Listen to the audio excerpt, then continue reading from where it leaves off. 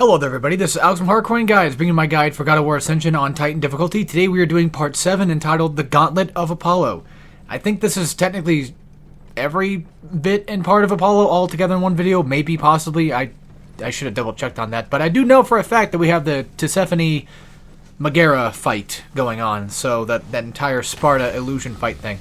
Luckily this game has nice checkpoints, so there's always that. I think I do actually edit out this next part coming up because it's one of those, like, oh, we're going to show you the landmass type thing. We're going to show you where to go, which it's kind of ironic because, you know, while I'm playing the game, I'm not really paying attention, and then I'm starting to wonder, like, what the fuck was I going again? So maybe having those is actually a good thing because there's people like me out there that just don't pay attention, and we're kind of forced to, I guess. So a couple chests, you know, just out in the wilderness that you can go grab for just a few bit more bucks. Anything helps in terms of the long run. Now, this part here was a little bit confusing because it's like, well, where the hell, like, I understand I need to get to that platform over there to the left, but how? You know, like, there's nothing that, this is what bugs me about God of War Ascension. Like, I feel like back in the old days with the original God of Wars, it was kind of somewhat obvious to figure out where you're supposed to climb at. But I do get that feeling with Ascension, it just doesn't sometimes ever feel like it is that obvious. Which, you know what? Maybe that's... Oh, God, I just realized something. Maybe I'm the problem. I think I'm the problem when it comes to why yellow tape is everywhere, why everything needs to flash, so that way you can figure things out, because I'm too stupid to look at the environment and climb on things.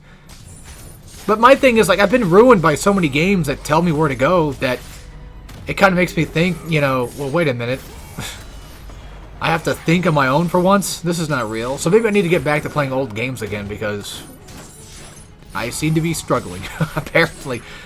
Yeah, you can blame me for all the red tape and the green color for Doom of why we have to be told where to go. Alright, well, anyway, this is the Amazon... Well, I think they have a different name, but I think everybody just calls them Amazonian women. Amazon women. Because that's kind of, I don't know if that's accurate or not, but that's kind of basically what they are. They're, you know, kind of like Amazon warrior women. But anyway, they're a relatively somewhat mid-intermediate tough enemy. So they do have a lot of stuff that kind of catches me off guard. And to be completely fair with you, I'm not really 100% sure on how to exactly deal with them, because I always end up using the amulet to fight them. I don't know what attacks can be blocked or what can be parried, and I do think that this part's pretty cool, like the fact that you they can actually jump on top of the harpies and use them to throw stuff at you, which is neat. I was hoping that, you know, we could be able to possibly parry back the spears, but as far as I'm aware, I don't think that's the case. And of course, whenever you get a stun, you get rage orbs out of it, which is pretty nice. Just don't get hit, of course, because, you know, you don't want to lose those. The thing is, like, obviously she has some telegraphs because you'll be able to notice whether or not she's about to, you know, hit you or not because, well, the spear will glow. Also, if a harpy does grab you, you take a little bit of damage, but you do get a free kill out of it. So, you know, if you're okay with that, those can be parried, I'm pretty sure. But yeah, the thing is, like, we never fight these women enough. So it's like I never get used to how to fight them at all. You fight, they're more like a... kind of like the Elephantar type guys. But when it comes to Juggernaut type enemies like Cyclops and such, not only have we fought for years on end, because like the elephant ones are, you know, they are new enemies, but they basically kind of act the same way in like a Minotaur or whatever. They're kind of just big, dumb, and easy to figure out. Whereas with these enemies, they're a lot more quick and nimble and a lot more weird to deal with. And the satyrs, even though they are a little bit more tanky than what they should be in comparison to the undead soldiers from like God of War 1 and 2, they're still relatively pretty easy to figure out. So, all I'm trying to say is I've not fought them enough to really understand their pattern, and they just kind of exist to make... They kind of exist to make the game a little harder in certain sections, as in with the Trial of Archimedes, I think it was called. When you get to the last final area type stuff, that's when things get kind of rough. When you gotta fight like a couple of them at once, or that Cerberus fight. Because it seems like they're only really used for just specifically that. Like, with the elephant guys, they tend to kind of use like two of them at a time with lackeys. But with these types of enemies, they just seem to be, you know, existing primarily just to be an extra annoyance more so than the main part of the fight every time. Speaking of annoyances, harpies. Harpies are also basically just like that. Exist to be an annoyance and just to bug the shit out of you. So, God of War Ascension has a fun little thing that it likes to do where enemies cannot fly. Well, they can, but once they get past a certain threshold, they stop being able to fly and just completely disappear. The game wants you to fight all of these harpies. They expect you to fight all these fucking harpies. Did you see how tanky they were beforehand? And you want me to fight every single one of these? Okay, hear me out. This is going to sound really dumb and really mean, I know, but I honestly think that this part of the game, that particular part, where you have to throw harpies off the side there, like, it's nice that we have the option to do that, of course. But I'm going to be real, I think that's just bad game design. Because this right here cements the idea that I don't think anybody playtested Titan mode to figure out if it was... I mean, it's doable, but, like, without exploits, is what I'm trying to say. Like, is there any way to do that fight, quote-unquote, normally? Or, because I didn't really look, is it possible the Harpy's health has been lowered for that section particularly? If that's the case, then, well, by all means, my argument's basically gone. Alright, real quick, I have full magic. I never use magic in this game because it's kind of hard to just get it back. So I'm only going to use it on very specific moments, and this is one of those moments where I'm going to use it. Whether or not you want to use all of it, that's completely up to you, because you can technically get your magic back, sort of, I think. Actually, wait. I think Siren spawn magic. But here's one of those cases of you can just stun into a stun combo. My advice, if you don't have any, if you have no magic at all, just try to build up your meter for your rage meter, and then try to get like a stun going. And since these are zoner type enemies, you kind of do have to play by you kind of have to play by their rules. Luckily, again, we have the amulet, so we can always just stun one and then just go focus on another one if need be. And by the way, whenever the amulet does activate on a siren, they do tend to basically give up the chase. They like whatever attack they were just doing, it's basically gone. They can't do it anymore. So if you want to just make sure that, you know, whatever bullshit they're pulling out of their ass stops, that'd be one good way to do it. I want to say that enemies do spawn again, but I'm not sure. Also, I'm pretty sure that's not blockable. I mean, it's never really been blockable before in the past. Kind of funny that they're, like, when it comes to sirens, I want to say God of War 2 really utilized them a lot better in terms of what they're supposed to be, what they're screaming. We do still get the siren screams every once in a while in these games, but I do feel like they kind of just stopped doing that as, like, the main thing. Like, don't get me wrong, I don't mind them being zoners, or I don't mind them trying to fight me. It's more so that I just find it weird that, like, one of the main caveats of sirens is, well, you know, singing and voice. So you kind of would think, like, using that stun thing more often would make more sense for them to do that. Or at least have another attack that is based on their sound, too, but I don't know. I mean, to be fair, if I was making the game, I probably wouldn't think of any other way to make them better anyway. So who the hell am I to judge? This is actually the other technical room. Did I not cut this out? God damn it. Yeah, I fell down. I was looking for stuff because, again, I'm not really 100% used to, like, where everything's at. So I'm kind of just going off primarily on what I know to think about to look for. You know, because when it comes to God of War, or just, I guess you could say just gaming in general, is like whenever there's like an area that you need to go to, that's definitely an area you need to go to, your gaming sense kind of kicks in and you're like, yeah, I'll go the other way. By the way, don't stop mashing this because, well, you need this, so that's why. And then we're going to do this puzzle again later, I think in episode 8 or 9, I don't remember. No, I think it is this episode, which has one of the worst wave-based fights in the entire game. I can't wait to see that one again. That one was a goddamn nightmare. So, yeah, not fun at all. Do be wary, because there is that part of the cog where you can jump onto that doesn't have a part to it. Much like, you know, Jack 1, for example. Right here I got scared. I probably could have landed that jump, but I got a little scared. And I think I do get this chest or not. Okay, I do get it. Okay, there's a climbable area. I was wondering about that because there's a chest that shows up later, and I'll show you guys what I'm talking about. I don't know if it was this episode or not, which is crazy. We're already on episode 7. Like, we're getting pretty close to being done. I could easily just go ahead and finish everything tonight. It's only like 5 o'clock in the afternoon, or 5 o'clock at night, so it's not like I, can't do it.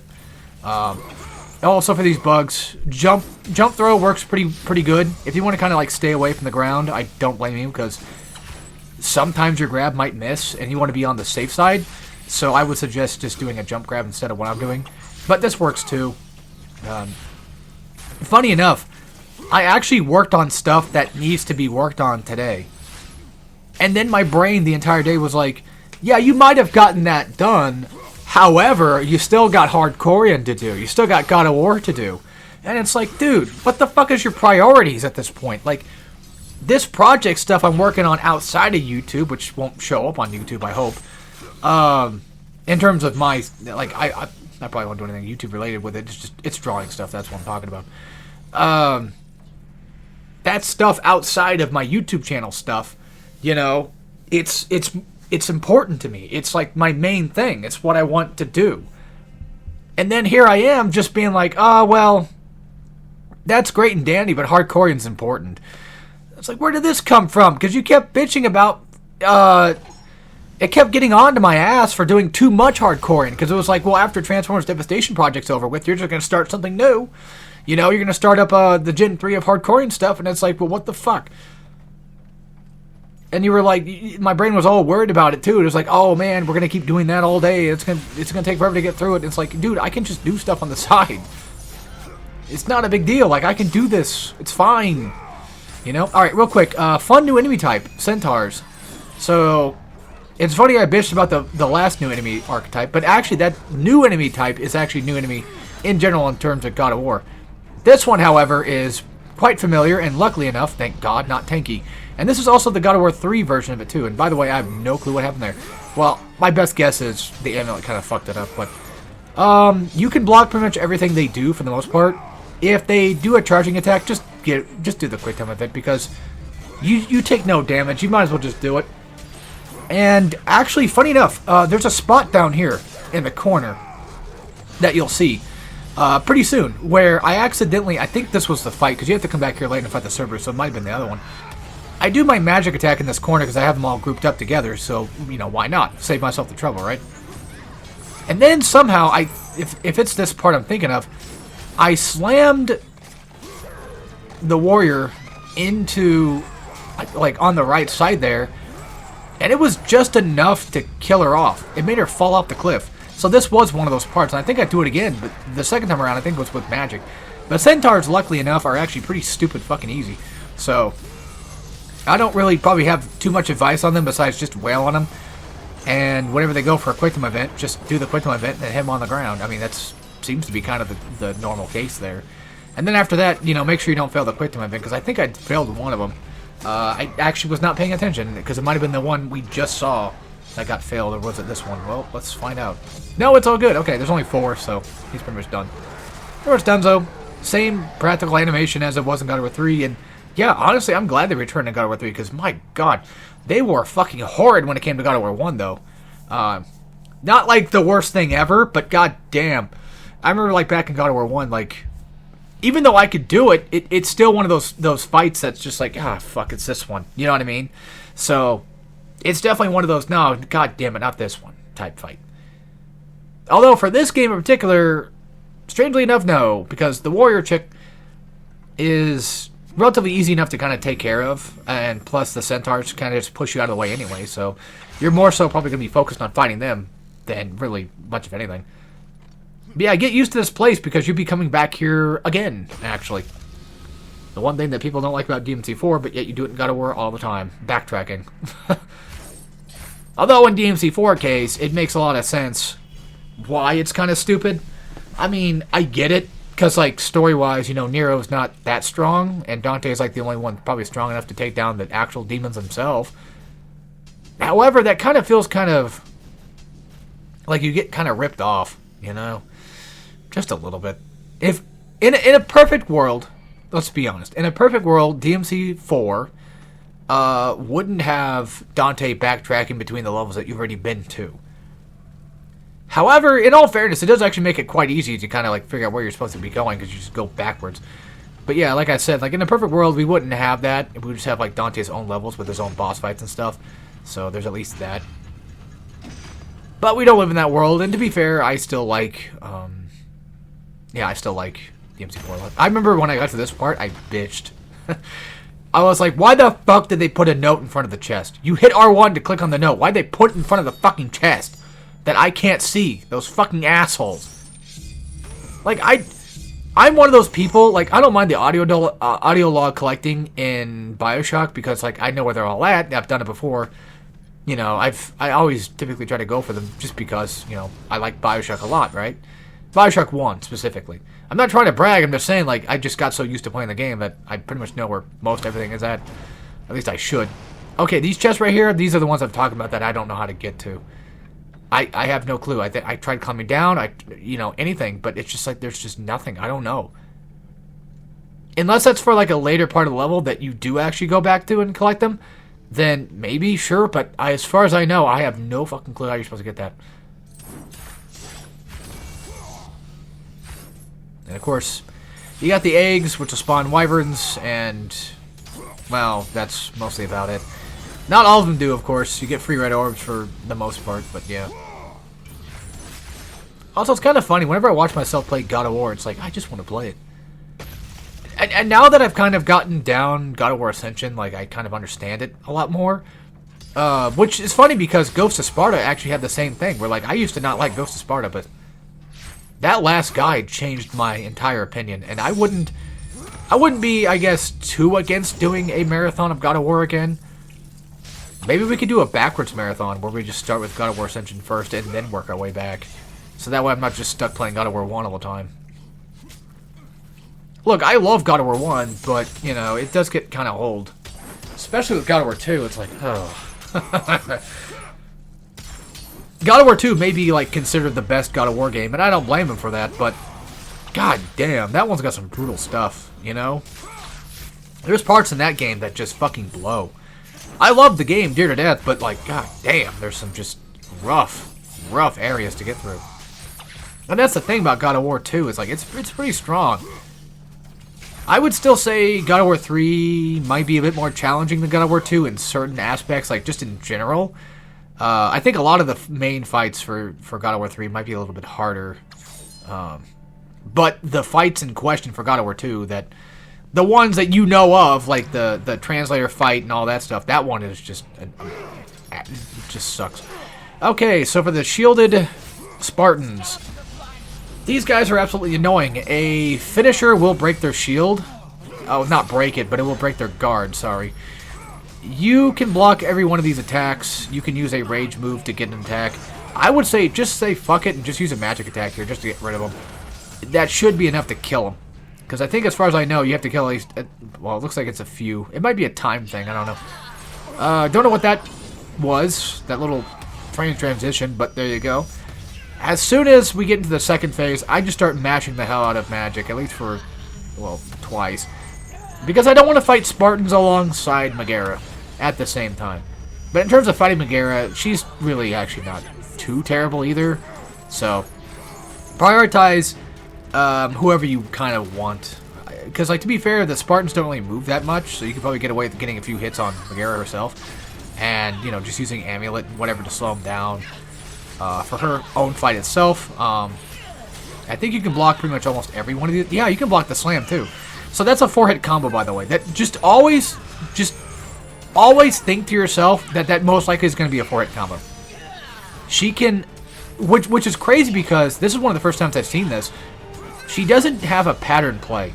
So basically, she has a 4-hit combo that she can do, but she doesn't always 100% do the 4-hit combo.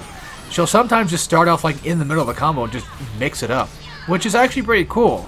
You know, I'll give God of War Ascension that. Like, I'm surprised that you actually have a mixed up combo potential because sometimes they don't do that. Also, it's kind of funny how her spider legs kind of remind me a lot of Ares' spider fight, which could be possibly what she's based on or inspired by, most likely. I mean, they are, you know, working for Ares anyway, so it would make sense for that to happen.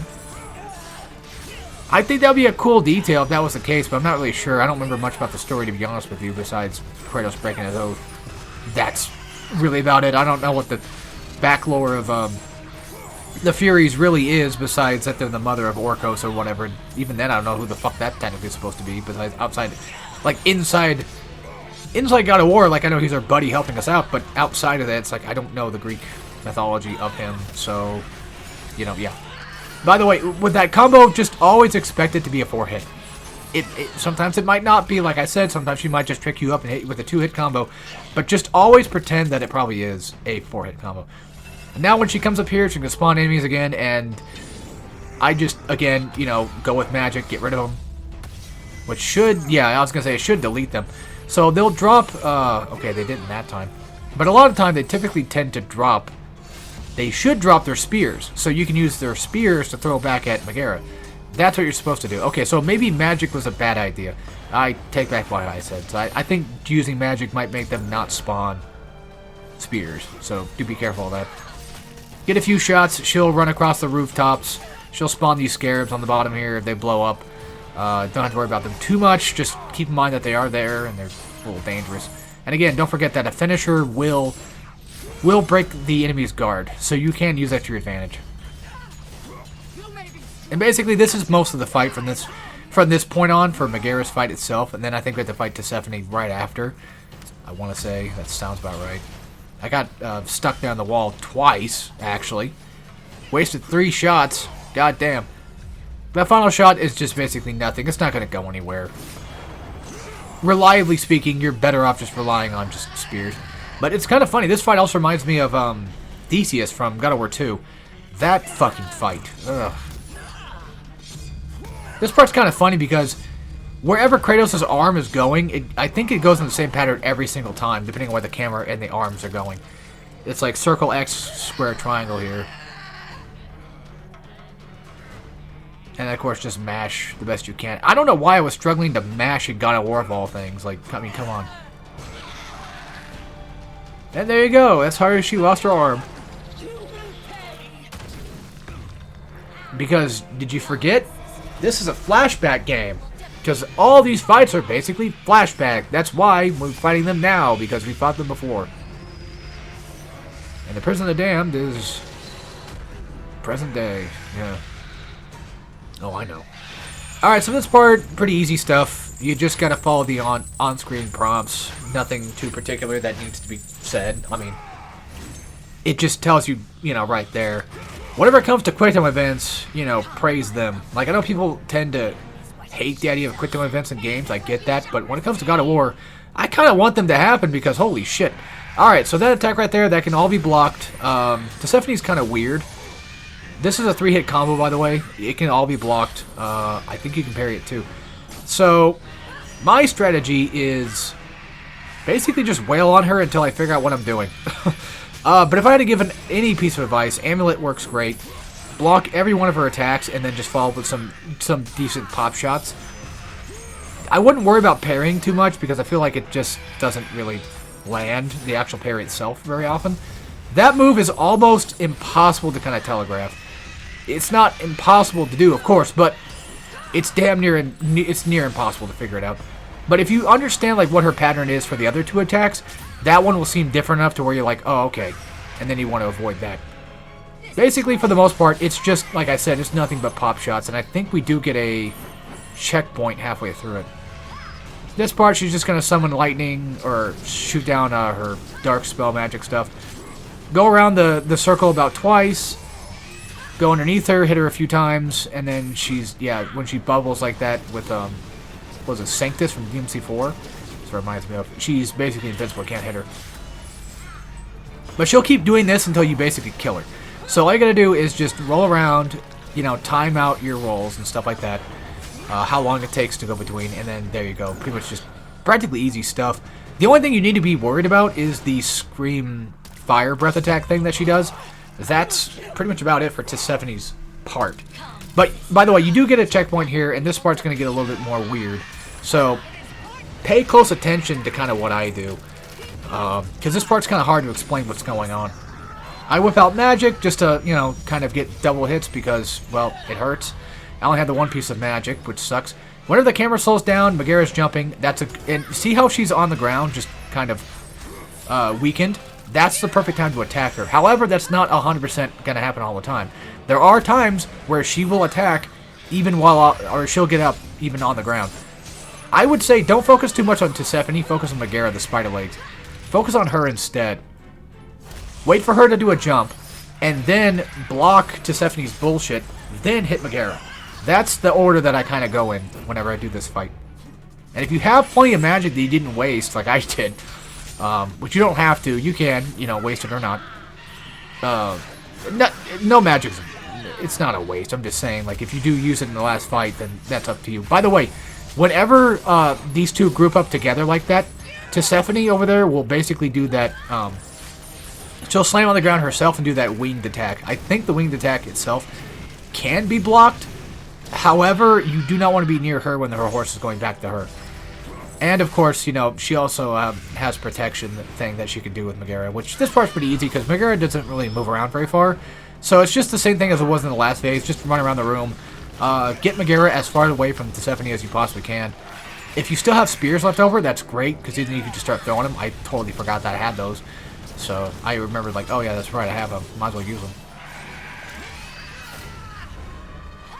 But yeah, letting her chasing around the room is not that... It is effective, because at the very least, you know, you can kind of get away. Also, air combos are pretty good against Tsephone as well, because, well, hitting her from the ground is possible, just a little bit harder to kind of reach. Well, not really reach, but sometimes you know how this game works. Sometimes it'll hit, sometimes you might just miss a hit. So it's like, it's better off just doing an air combo instead. And again, notice how I'm like trying to like kind of lead Megara away. Because again, she is a slow walker and she can't really do anything, which is nuts.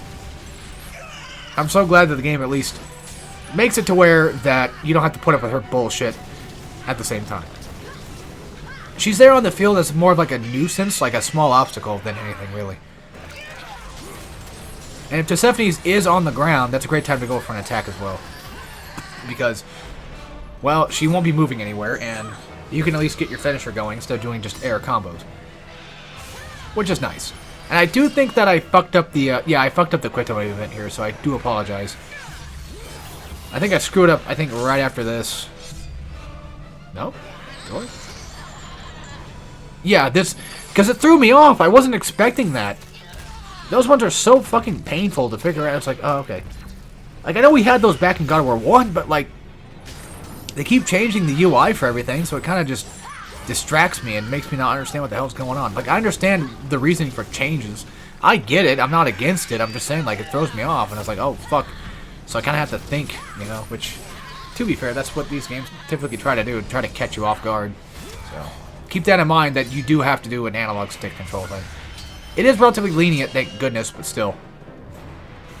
Also, it's kind of nice of them to do the same exact attacks as they did in the first Quick Time event. Almost like it didn't happen. I always found that kind of funny, they just do the same thing. It would be cool if one day we had a God of War that just actually changed it up. Just to kind of fuck with you. Like their animations changed up, just to be like, whoa, what the hell, you know. That, I think that'd be kind of neat. That's a lot of work, sure, but like if you, let's say you fuck it up once, and then it's like, okay, we'll just give you another shot. Probably the same buttons, but the animations are different enough to kind of follow up with it, because it wouldn't make any sense otherwise. Alright, and then there you go. Just grab Tsephone, and she's done. We still got about 7 more minutes left. I thought we were done, but guess not. Of course, it's one of those, you know, don't fuck up the thing. And by the way, the right analog stick thing is not a right analog stick press. I'm pretty sure it's just... Actually, maybe it is. You know what? I don't know. Maybe... I'm pretty sure it's all left stick, but still. Also, Kratos looks really cool here. Kratos is one of the, in my honest opinion, one of the best designed characters of the game. Because, like, the blades look so fucking cool, and... You know, the pure white with the red looks really cool. I've always just kind of appreciated his design. The goatee bald head thing kind of makes it a lot easier to kind of focus on what's going on in the game than focusing on the character.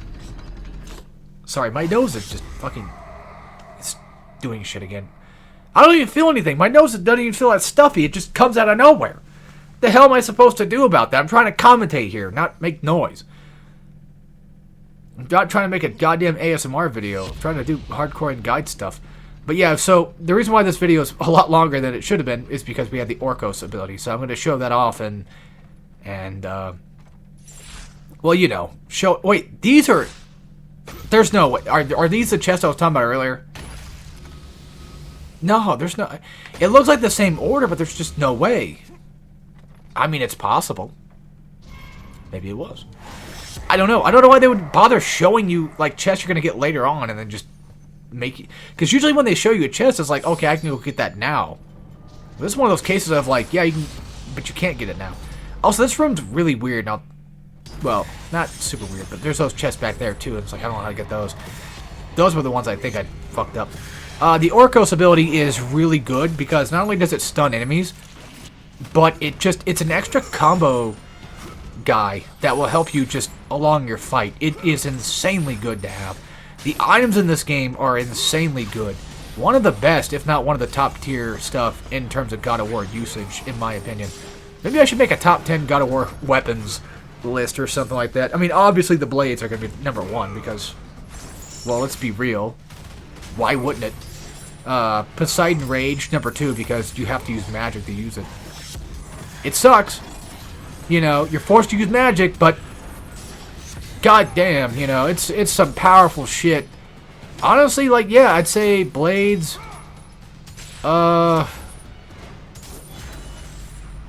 See, I don't even know what I'm talking about. Poseidon's Rage, Hades ability from 1. Technically, I've actually, speaking of which, I heard that Atlas Quake, I think gets nerfed in higher difficulties. But there's some stuff in God of War 2 that doesn't get nerfed at all. I forget which one it was, but there's some stuff that actually gets nerfed. And what have you. And it's like, well, that explains everything. Like, I thought everything got nerfed, but no, there's actually very specific abilities that do not get nerfed. So that changes up my game plan entirely when it comes to God of War 2, so I need to learn. Oh, Kronos' Rage. Yeah, Kronos' Rage I don't think gets nerfed at all. But anyway, yeah, those chests, I have no clue how to get them. I jumped up here because I was like, oh, maybe this might be it. And then I do make a quick cut when I get up here because... Oh, wait, I think I cut it. Okay. I already cut the part when I already went... Oh, I cut the first part of when I went up there the first time. Oh, okay. So, yeah, I cut that part out because we don't need to see all that again. It's just the same climbing over and over. So, I don't bother with it. And yeah, there you go. There's those. There's that part, at least. I want to say maybe you have to jump to the left to get this to work. I don't know. Maybe you have to put Orcos on the right side, because that would make sense. I didn't bother trying to seesaw it. I was thinking of it, too. I know for a fact I was thinking about it, and then I just didn't bother trying it, so, yeah. Also, this is one of the rare times where Orcos just disappears on its own. Or the Orcos shadow thing disappears on its own. You don't have to actually, you know, unequip it. It's very specific when they want you to do it and when they don't want you to do it, so... I don't know. I let them do whatever they want, I guess. I was gonna say, I think from this part it's just... Are we really doing this right now? In the same video? Okay. So, the Cerberus fight, which also has the Amazon Warrior fight with it, too. This part sucks. Your best bet is to stick with Amulet. This is an item fight. This is where God of War Ascension starts to become less of God of War and more of like, yeah, the stuff we give you in this game, you better learn how to use it because now is the time to learn it. But if you do come back down in this corner, you can get a few kicks and kill a few enemies off screen. You cannot kill the Cerberus off screen though, but you can kill the dogs that way. And of course the Amazonian woman. Actually, I think it's Delcy, right? Because like they're, or Delphi or Delos. That's what. Yeah, that's what the place was called. Delos. I think it's like a Delos enemy. I think that's what their technical is. But see how she fell off there? Yeah, the same thing happened again. Now, granted, if you don't remember, if you want, you can always just stun her with a rage attack or whatever. If you're close to that bottom right corner, stun her and then just like move the stick to the bottom right, let Kratos slam her down, and then possibly even get get her to get thrown off the cliff that way. So yeah, we get a stun, which I don't think this spawns enemies. And as you can see, like I try to throw him off in the most obvious place. It almost looked like it worked. But damn, you know, his perseverance is tough because this motherfucker stayed. He wasn't going anywhere. Like, other enemies can fall off right there, but he just can't. And I think they're made primarily just for that fact. Like, they are designed to never be able to fall off. Because they are technically, for what it is, a mid-boss kind of. Not like the Wyvern, but, you know, close enough. So we got about half a minute left, and I just, you know, I do what you basically think I'm going to do. I'm just going to put the chain back together, puzzle solve, that sort of thing, get health back, which I believe these chests do respawn if you do use them beforehand, so keep that in mind. I think I might even upgrade too.